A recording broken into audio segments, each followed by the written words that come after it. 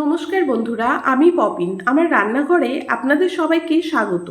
গরমের দিনে আমরা নানা রকমের ঠান্ডা খাবার খেতে পছন্দ করি, তাই আজকে চলে এসেছি কেশর কুলফি রেসিপি নিয়ে। বাড়িতে থাকা সামান্য কয়েকটি জিনিস নিয়েই তৈরি করে নেওয়া যায়, একদম দোকানের মতনই হয়। বাচ্চার থেকে বড় সবাই খেতে পছন্দ করে। আসুন দেখে নেওয়া যাক আজকের এই কেশর কুলফি রেসিপিটা।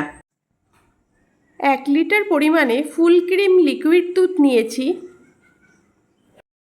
মিডিয়াম টু হাই ফ্লেমে অনবরত নাড়াচাড়া করতে হবে যতক্ষণ না 1 লিটার দুধ 500 ml পরিবর্তন হচ্ছে না।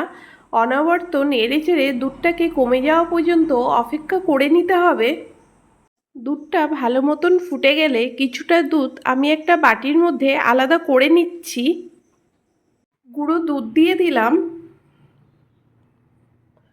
দুধটা যে আলাদা করেছিলাম দুধের মধ্যে গুঁড়ো দুধ দিয়ে দিলাম।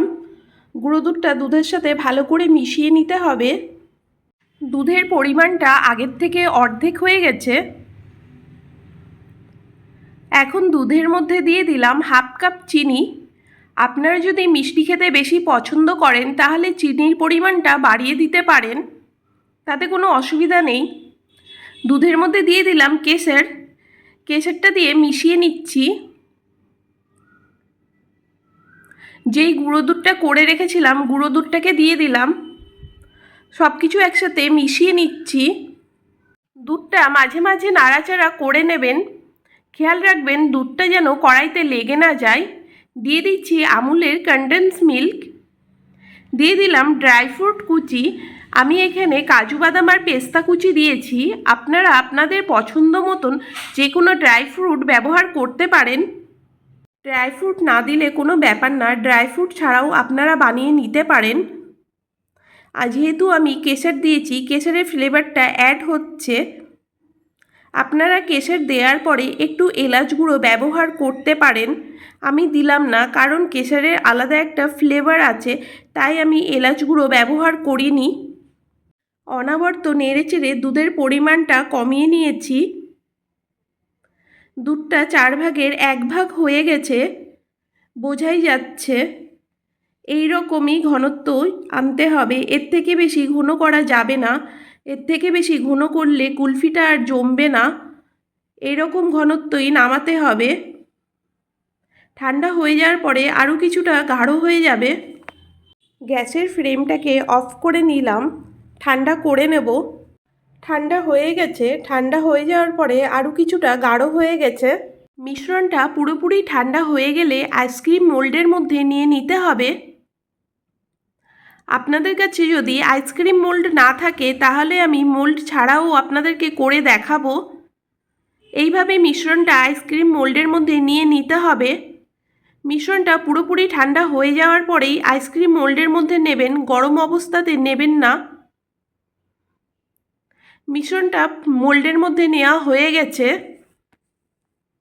একটা ছোট কাচের গ্লাস নিয়েছি, গ্লাসের মধ্যে মিশ্রণটাকে নিয়ে নিচ্ছি। কফি কাপ নিয়েছি, কফি কাপের মধ্যে মিশ্রণটাকে নিয়ে নিচ্ছি। আপনারা গ্লাস বা কাপের মধ্যে মিশ্রণটাকে নিয়ে নিতে পারেন। সব মিশ্রণটা কফি কাপের মধ্যে নেওয়া হয়ে গেছে। কফি কাপগুলোকে অ্যালুমিনিয়াম ফয়েল দিয়ে কভার করে নিচ্ছি।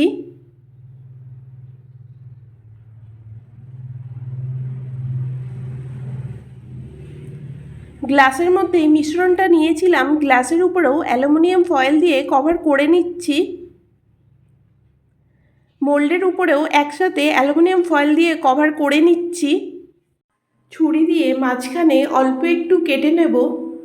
বেশি কাটবেন না, মাঝখানে অল্প করে কেটে নেবেন, যেন আইসক্রিমের স্টিকগুলো রাখা যায়। আইসক্রিমের স্টিকগুলোকে আমি ধুয়ে পরিষ্কার করে নিয়েছিলাম। একই রকমভাবে আমি সবগুলোকেই মাঝখানে কেটে নিচ্ছি। তারপরে আইসক্রিমের স্টিকগুলোকে দিয়ে দিলাম। সবগুলো করা হয়ে গেছে। ডিপ ফ্রিজের মধ্যে 10 থেকে 12 ঘন্টার জন্য রেখে দেব। 12 ঘন্টা হয়ে গেছে। ফ্রিজের থেকে কুলফিগুলোকে বের করে নিয়েছি। একটু বেশিক্ষণ রাখলে বেশি ভালো সেট হয়। মোল্ডের উপরে যে অ্যালুমিনিয়াম ফয়েল ছিল সেটাকে তুলে নিলাম। মোল্ড ছাড়া যেই আইসক্রিমগুলোকে করেছি সেইগুলোকে আনমোল্ড করে আপনাদেরকে দেখাচ্ছি।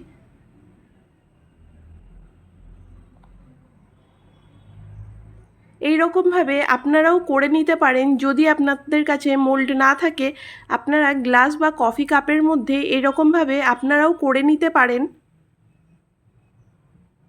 কুলফিগুলোকে মোল্ডের থেকে আনমোল্ড করে নিচ্ছি।